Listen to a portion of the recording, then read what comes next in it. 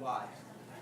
Allow me to give you sort of the Reader's Digest condensed version of the Doon, if you will, the last 25 years in 2 minutes. Basically, I got into the wine business with this rather naive assumption that I was just going to make great Pinot Noir and be done with it.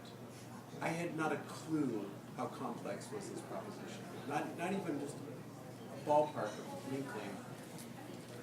So my efforts were more or less systematically thwarted. And in fact, the best Pinot Noir that I ever made came from, not very far from here, from the Bethel Heights Vineyard in 1983, and the Temperance Hill Vineyard in 1985.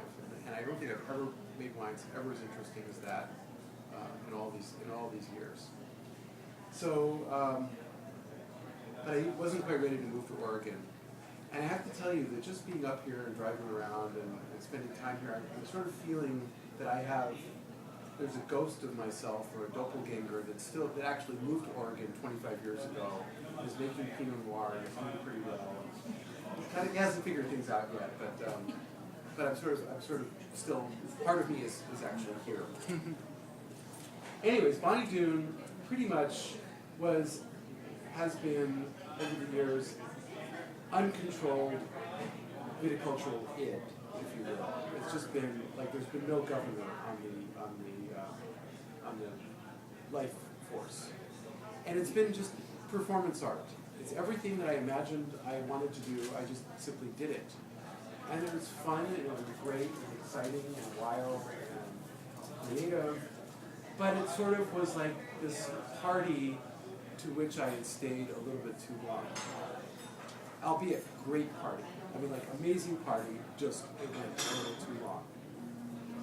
And we were doing everything. I mean, at one point we were doing something like 30 different wines every year with 12 new labels, 12 new products, 12 new packages every year.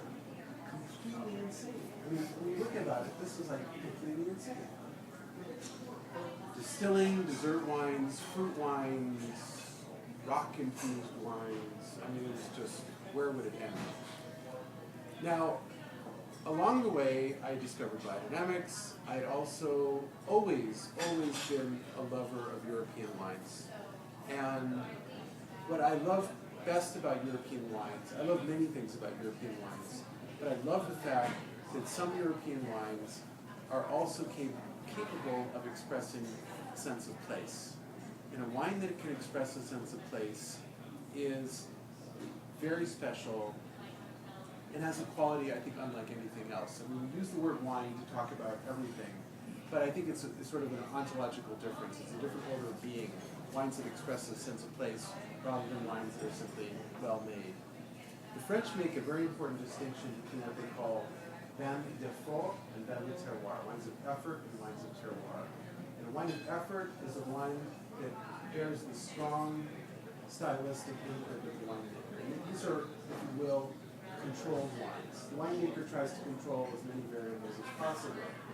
And you could also argue that this is kind of what the New World has done well: consistency, control. But I would argue that a wine that is controlled essentially is extremely limited. It's only as complex as the complexity of a winemaker's mind, of a winemaker's intelligence, and I would argue that is extremely limited. A more interesting wine, I think, is one that somehow seeks to express the complexity of nature, where the winemaker is kind of discreetly putting himself in a corner and trying to somehow elicit the qualities that are inherent in the site itself. And it's really, if you will, a continuum. I don't think it's so much a dichotomy, but a continuum of a wine of effort and a wine of terroir. But the point is that I was making wines of effort. We used all kinds of enzymes and designer yeasts, every technology known to man to make, if you will, consistent wines, pleasurable wines. And again, they were good, but they could only be so good. And I was giving speeches about terroir and writing articles about terroir, and just kind of realizing that I was a complete bloody hypocrite. There was nothing in what I was doing that was congruent with what I was the same. So I, a number of years ago, turned 50, had a kid, had a pretty serious medical issue, and I just thought, you know, it's time to kind of get myself lined up with myself. So the question is how to do that, because Bonny Doon had sort of evolved into this sort of Tower of Babel-like edifice. I mean, it was just very complicated, labyrinthic, Borgesian, if you will. So initially I thought, I'm going to have to sell Bonny Doon. The problem, of course, nobody wanted to buy Bonny Doon. So instead, we sold off Big House and Cardinal's Inn and spun off Pacific Rim as a separate company and shrunk Bonny Doon to a much more manageable size by basically an order of magnitude, by a factor of 12.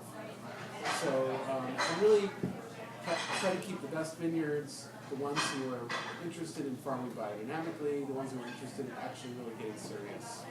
And so that's what we've done. And Bonny Doon the quality of the wines has really improved dramatically in the last several years. It's still a work in progress. We're not yet making vin de terroir. I wish I could say, you know, try this vin de terroir. It's not. But these are wines that I think that have life force and a quality to them that's quite special. I think they're soulful, at least. These are some of the appetizers from the Dundee Bistro. And this is the white wine that went with the beautiful scallop. This is the new label for the winery. And here is his new book.